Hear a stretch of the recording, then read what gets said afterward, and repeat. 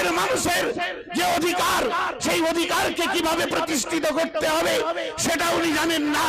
উনি জানেন এয়ারপোর্ট তৈরি করে কিভাবে বড় লোকরা সেই এয়ারপোর্টে গাড়ি ধরে প্লেন ধরে কিভাবে দেশের বিভিন্ন অঞ্চলে। আন্তর্জাতিক চা দিবস, গোটা পৃথিবী চায়ের কাপে তুফান তুলে আন্তর্জাতিক চা দিবস উদযাপন করবে। আর আপনাদের বিধায়ক বলছেন আজকের এই চা দিবসে যারা চা উৎপাদন করে তারা কেমন আছে জানা দরকার, অর্থাৎ চা মজদুররা কেমন আছে সেটা জানা দরকার। আর তাই কলকাতার বুকে আলোচনা সভা করেছিলেন। আমি সেই আলোচনা সভায় উপস্থিত ছিলাম। সেখানে চা শ্রমিকরা তাদের দুর্দশার কথা বলতে গিয়ে একটা নেতৃত্ব তিনি খুব সুন্দর বলছিলেন। উনি বললেন উনি তো সব জানেন, কিন্তু আমরা চা শ্রমিক আমাদের দুর্দশা কি করবে কাটবে সেটা উনি জানেন না। এমনকি কয়েকদিন আগে আপনারা দেখেছেন যে উনি ওই চা বাগানে ঢুকে চা পাতা তুলছিলেন, দেখেছেন তো আপনারা মিডিয়াতে।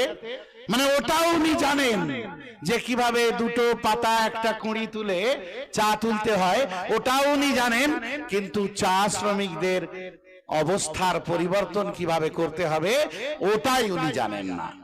ভাঙড়ে রক্ত ঝরাতে হবে কি করে, আর আবুলদের দিয়ে ভাঙড়ের বাইরের বিধায়ক শওকতকে দিয়ে কিভাবে ভাঙড়ের মানুষের রক্ত ঝরাতে হবে সেটা উনি জানেন। উনি জানেন না ভাঙড়ে কিভাবে শান্তি প্রতিষ্ঠা করতে হবে। উনি জানেন ভাঙড়ের মানুষের এই যে কৃষিকাজ তার উন্নতি কিভাবে করতে হবে সেটা উনি জানেন না। উনি জানেন ভাঙড়ের মাটিতে পাওয়ার গ্রিড তৈরি করে কিভাবে মানুষকে কৃষিকাজকে ধ্বংস করে দিতে হবে উনি সেটা জানেন। উনি জানেন না যে বিদেশে উড়ে যাবে সে ব্যবস্থা উনি করতে পারেন। উনি জানেন না ভাঙড়ের গরিব মানুষের আর্থিক উন্নয়ন করতে হবে কিভাবে। তাই তো ভাঙড়ের মানুষ ভাইজানকে জিতিয়ে আওয়াজ তুলেছে, তুমি যখন জানো না তাহলে তোমার যাওয়ার রাস্তাও আমরা তৈরি করে দিচ্ছি। আর তাই গোটা বাংলা ভাঙড়ের পথ অনুসরণ করছে। ভাঙড়ের পথে গোটা বাংলা ক্রমশ হাঁটতে চাইছে। সন্ত্রাস দিয়ে আর অন্যায় করে গণতন্ত্রকে এই যে বারবার ধর্ষণ করছো এটা করা সম্ভব না। ভাঙড়ের মানুষ এই রক্তদান শিবিরের আয়োজন করার মধ্য দিয়ে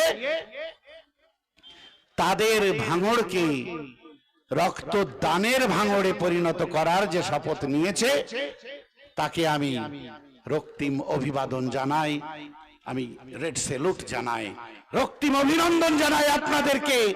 আপনারা গোটা বাংলার মানুষকে পথ দেখাচ্ছেন। আর সত্যি কথা বলতে কি, আমি যতবার ভাঙড়ে আসি ততবার কিন্তু অনুপ্রেরিত হয়ে ফিরে যায়। আমার রাজনৈতিক ক্ষুধা, রাজনৈতিক স্পৃহা, রাজনৈতিক শক্তি সেটা যেন বেড়ে যায়, আর সেটা আপনাদের দেখেই। তাই আপনাদের আবারও একবার সংগ্রামী অভিনন্দন জানিয়ে, রক্তিম অভিনন্দন জানিয়ে আমি আমার কথা শেষ করলাম। ইনকলাব জিন্দাবাদ, আইএসএফ জিন্দাবাদ, ভাইজান জিন্দাবাদ, বিপ্লব দীর্ঘ দীর্ঘ দীর্ঘজীবী হোক। আমাদের স্যার খুব সুন্দর বক্তব্য দিলেন। ইতিপূর্বে আমাদের প্রাইমারি স্কুলের হেড স্যার এসে গেছে। আমাদের ভোগালী 2 অঞ্চলের 170 নম্বর বুথের ভুমরু হেডমাস্টার বিশ্বনাথ বাসারকে ব্যাস পরিয়ে বরণ করে নিচ্ছে আমাদের বিরোধী আইএসএফ প্রার্থী দলনেতা নূর আলী বাবু, এবং উত্তরে দিয়ে বরণ করে নিচ্ছে আমাদের অঞ্চল কেশিয়ার আমিরুল ভাই।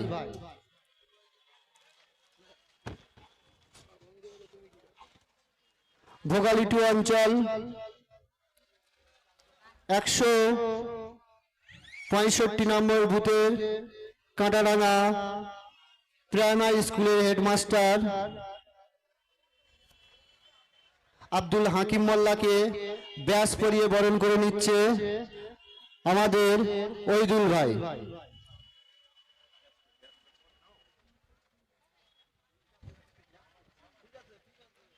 এবং উত্তরে দিয়ে বরণ করে নিচ্ছে আমাদের নিজাম ভাই।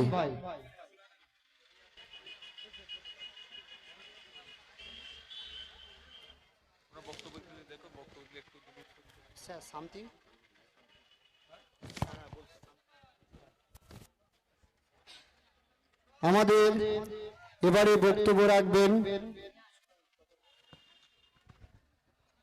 আমাদের যে লাল ফিতেওয়ালা যে কার্ডগুলো, যে ভলেন্টিয়ার্সগুলো নিয়েছেন ভাই, তারা আমাদের নিজাম ভাইয়ের সঙ্গে একটু যোগাযোগ করেন। লাল ফিতেওয়ালা ছেলেগুলো, যে ছেলেদের বুকে লাল ফিতেওয়ালা কার্ডগুলো আছে, সেই ছেলেগুলোর উদ্দেশ্যে বলছে আপনারা নিজাম ভাইয়ের সঙ্গে একটু যোগাযোগ করেন। হ্যালো। এবারে আমাদের বক্তব্য রাখবে ভুমরু প্রাইমারি স্কুলের হেডমাস্টার বিশ্বনাথ দাসার।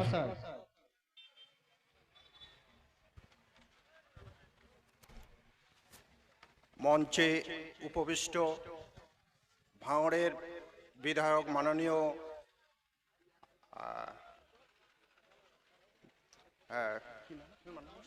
নওশাদ সিদ্দিক মহাশয়, উপস্থিত আছেন মঞ্চে বিশিষ্ট ব্যক্তিগণ, এবং আমার সামনে উপবিষ্ট আছেন বিশিষ্ট ব্যক্তিগণ। আপনাদেরকে আমার তরফ থেকে আন্তরিক শুভেচ্ছা ও ভালোবাসা জানিয়ে আজকে রক্তদান সম্পর্কে আমি অল্প কিছু কথা বলছি। রক্তদান হলো একটা মহৎ দান। এই দানের উপরে আর কোনো দান আছে বলে আমি মনে করি না। এই দানটা হলো এমন একটা দান, যারা এই রক্ত দান করছেন তাদের নামটা আমার তো মনে হয় ঈশ্বরের খাতায় স্বর্ণ অক্ষরে লেখা থাকবে। আর আপনারা যারা উদ্যোগ নিয়েছেন, আপনাদের আমি আন্তরিক শুভেচ্ছা জানাই।